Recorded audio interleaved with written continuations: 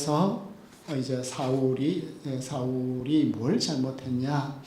왕이 스스로 작게 여길 그때 하나님께서 당신을 이스라엘 지파의 머리가 되게 하지 않았냐? 기름 부어서 왕을 삼으셨다. 사무엘은 다시 하나님과 사울의 역사적인 관계로부터 시작되고 있습니다.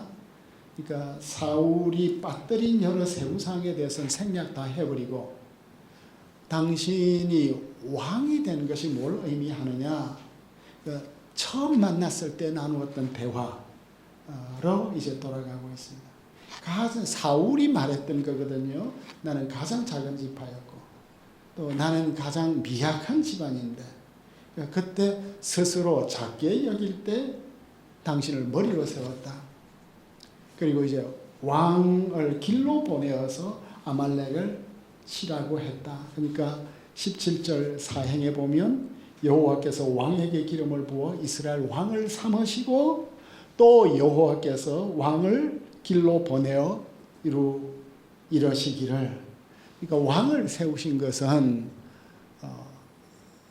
사울이 왕의 영광을 누리라고 한 것이 아니고 개인의 영달을 위한 것이 아니고 미션이 있다는 거죠. 이 종주권 조약의 기본적인 개념이 되겠습니다. 사울 왕의 고유 임무가 있는데 그것은 죄인들인 아말렉 사람, 이스라엘이 아닌 사람을 죄인이라고 이야기를 하는 경우는 성경에 거의 없거든요. 근데 아말렉인들을 죄인이라고, 죄지은 자들이라고 말하고 있습니다. 그래서 어찌하여 왕이 여호와의 목소리를 청종치 아니했느냐? 탈취하기에 급하였느냐? 어찌하여? 그러니까 탈취하기에 급하다 하는 이 동사가 좀 특별한 동사죠. 사울은 주님의 목소리를 듣지 않았는데 귀를 막았어요. 사울의 어떤 그 실상을 이야기를 하는데 당신은 하나님께 귀 막고 살고 있는 사람이다. 그런데 당신의 눈은 어떠한가? 주님 보시기에 악한 것도 악한 것으로 보지 않고 목소리와 눈을 언급을 하는데 탈취하기에 급했다.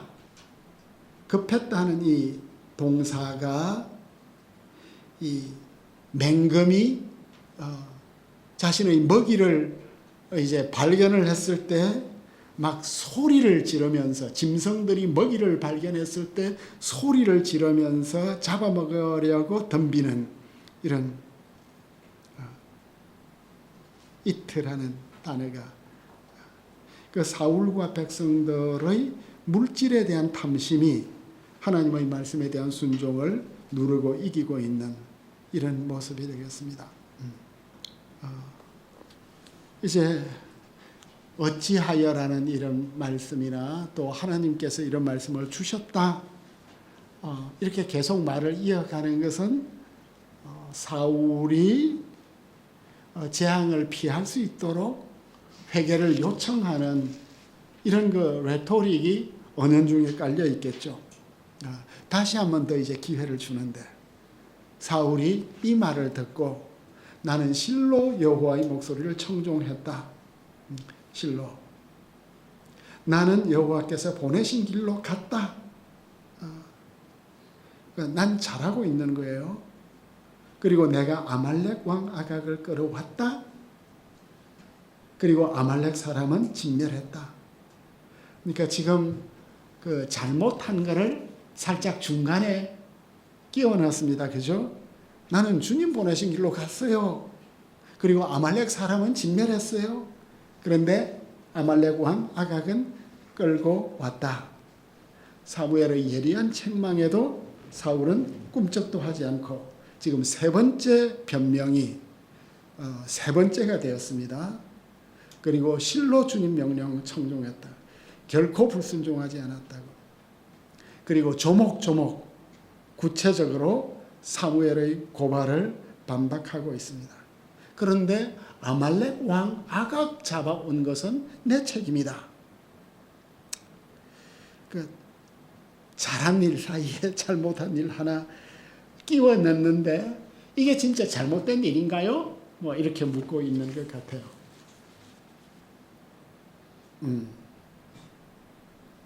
그 겉으로 보면 사울은 신앙 고백을 다 잘 하고 있는 것 같습니다. 다만 백성이 그 마땅히 멸할 것 중에 가장 좋은 것으로 당신의 하나님께 제사하기 위해서 양과 소들을 끌고 왔다. 사울이 이제 다시 한 번 더 요술을 부리고 있는 것 같아요. 주님 명령 엄격하게 다 수행했는데 이것은 백성들이다. 여기서 이제 아꼈다, 취했다. 탐욕 때문이 아니라 제사 때문이다. 글쎄요. 결과가 좀 잘못됐을 수 있어요. 사무엘 선지자님. 그렇지만 우리 동기는 너무나 순수했어요.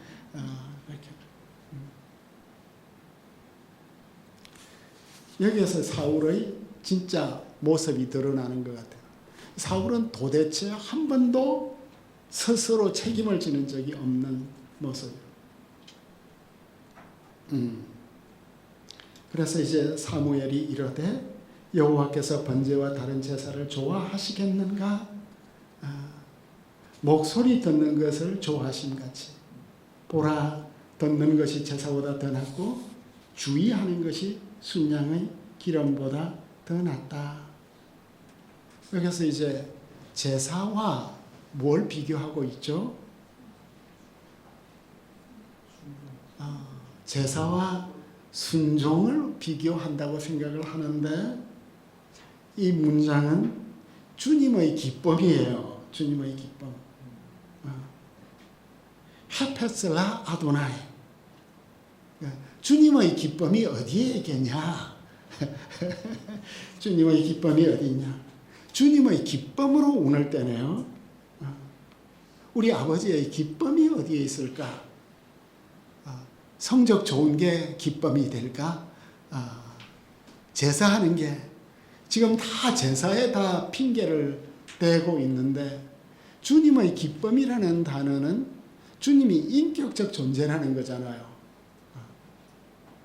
제사는 리추얼이고 행위고 종교 행위인데 당신이 정말 주님이 뭘 기뻐하시는 것에 대해서 생각을 해보았냐? 이런 질문을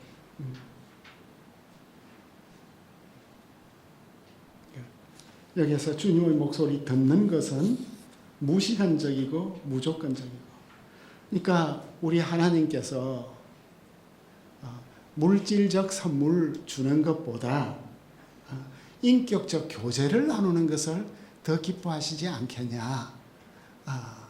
그러니까 교제가 좋으냐 선물이 좋으냐, 이런 질문. 눈에 보이는 선물하고 보이지 않는 교제 사이에 그 역학관계가 있지 않겠냐.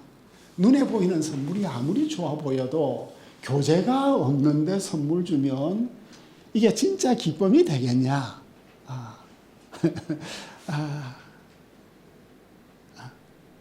그러니까 무엇이 무엇보다 더 좋겠냐. 이건 지혜 논쟁이거든. 그 지혜라는 것은 이것도 좋고 저것도 좋은데 더 좋은 것을 선택하는 게 지혜잖아요. 그러니까 잠언 지혜에는 무엇이 무엇보다 더 좋다. 그러니까 순종하는 것이 제사 드리는 것보다 더 좋다. 제사 드리는 것도 좋지만 이 순종하는 것하고 교제하는 것하고 이게 어떻게 비교될 수 있겠냐. 아까 곽근사님이 간증을 하는데 제가 울컥했어요. 왜 그랬을까 생각을 해봤어. 와, 우리가 벌써 20년이 지났나? 2003년에 만났는데 이 무라우카 책을 번역을 하기 위해서 아무래도 무라우카 선생을 직접 만나야 될 것 같아요. 그 모든 문장에 대해서 용어에 대해서 다 물어봐야 될 것 같아요. 이제 한 달간 라이덴에 갔는데 우리 곽근사님이 그때 삼성 그 유럽 지사장으로 계셔서 이렇게 무라우카 선생 집에서 만났어요. 이 20년 동안, 벌써 20년 동안 이렇게 참 그렇게 가깝게 지내지도 않았지만 이렇게 아름다운 교제가 있었나? 그게 뭔가 제 마음을 이렇게 타치는 거예요. 제가 요즘 이상해가지고 기도할 때 막 혼자서 웃고 있고 기도할 때 막 눈물이 나기도 하고 좀 이상해졌어요, 제가.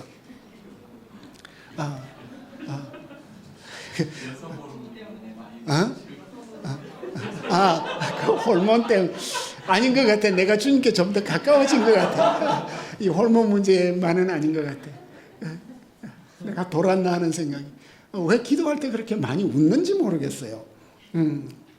하여간 참 이 교제라는 게, 성도의 교제라는 게, 이렇게 귀하게 살고 있는 분들과 이렇게 아름다운 찬양을 하고 모처럼 이렇게 박수도 치고,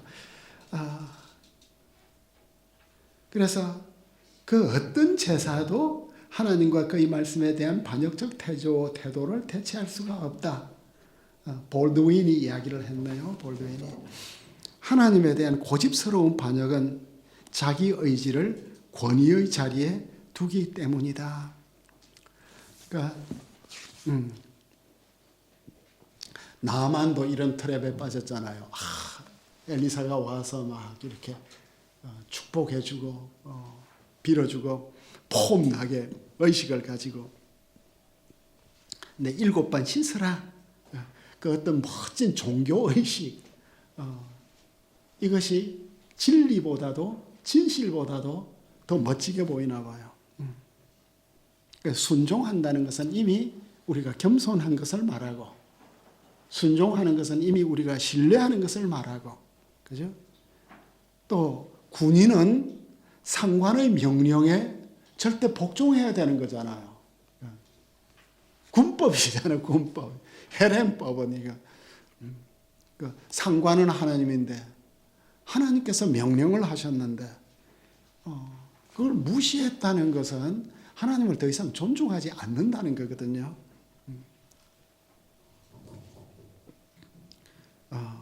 그래서 사무엘서에서 제일 중요한 이 말씀을 전하고 있는 것 같아요. 이는 반역하는 것은 점치는 죄 같다. 뻔뻔스러운 것은 드라빔의 악함 같다. 그러니까 죄라는 것은 참 뻔뻔스러움이다. 완고한 것이다. 그게 반역이다. 철판 까는 것이다. 여호와께서 왕이 여호와의 말씀을 버렸기 때문에 여호와께서도 왕을 버려서 왕이 되지 못하게 하셨다. 악함과 드라빔의 악함인데